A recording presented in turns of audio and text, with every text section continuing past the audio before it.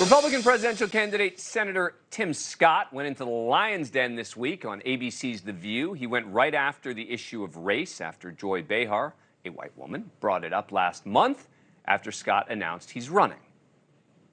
One of these guys who, he's like Clarence Thomas, black Republican who believes in pulling yourself by your bootstraps, rather than, to me, understanding the systemic racism that African Americans face in this country and other minorities. He doesn't get it, neither does Clarence. Right. And that's why they're Republicans. Yeah. Scott, the first black Republican from the South elected to the Senate since Reconstruction, appeared on the show this week and said this in response.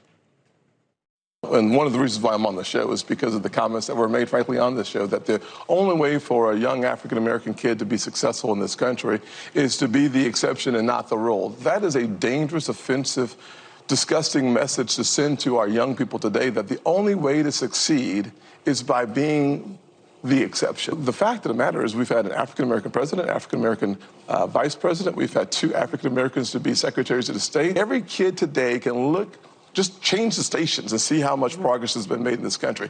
ABC, NBC, CBS, ESPN, CNN, Fox News all have African-American and Hispanic hosts. So what I'm suggesting is that yesterday's exception is today's rule. Bring back our roundtable. Touré, host of TheGrio's Being Black, the 80s podcast and former co-host of NBC's The Cycle. Joe Pinion, former GOP U.S. Senate candidate who ran against Senator Chuck Schumer in New York, and Dana Kennedy, senior reporter at the New York Post, who's previously worked as a correspondent and anchor for many of the networks out there.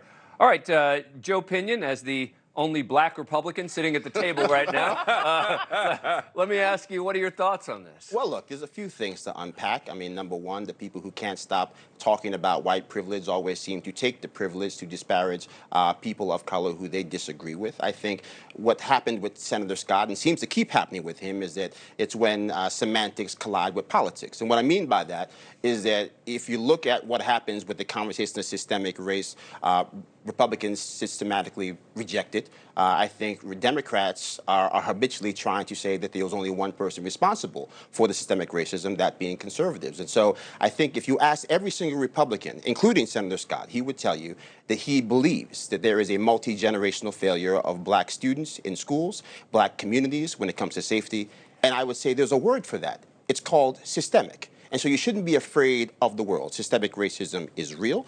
Systemic racism is a problem. Any problem that exists over the course of 5 years, 10 years, 60 years, 200 years is systemic. So you shouldn't be afraid of the language. And I think this is what happens when you end up in a world where you're basically condemned to be the boogeyman if you actually break political orthodoxy. And I think that's what's happening with Senator Scott right now. Dana? Well, I'm Team Tim Scott, just because I am someone that, I'm a woman, I'm certainly not black, but I guess that does mean I'm some sort of possibly oppressed group, which I've never felt remotely. And I don't know, I think I would just say, Malcolm X once said there's nothing more dangerous than a white liberal, and leave it at that. Touré, you've been taking notes. I think that was a King quote. No, it's Malcolm X. It's Malcolm X. But, What would I do without you? I'm glad that you started saying systemic racism is real, right?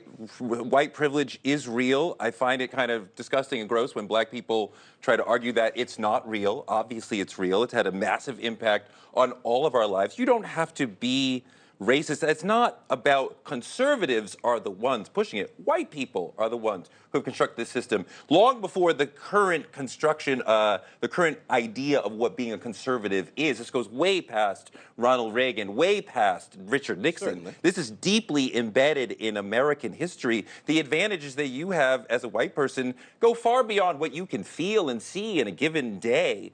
And so when I see a black person like Tim Scott who's saying systemic racism does not exist and wants to name a few black people who've succeeded as some example that this does not exist, it's disgusting and it's offensive. And the Republican Party needs people like that because, of course, the masses of Republican voters don't want to hear that racism exists, right? Because it hurts them. But that's fine. They need to be heard because they need to understand what is really actually going on in America. Well, Thank you for watching.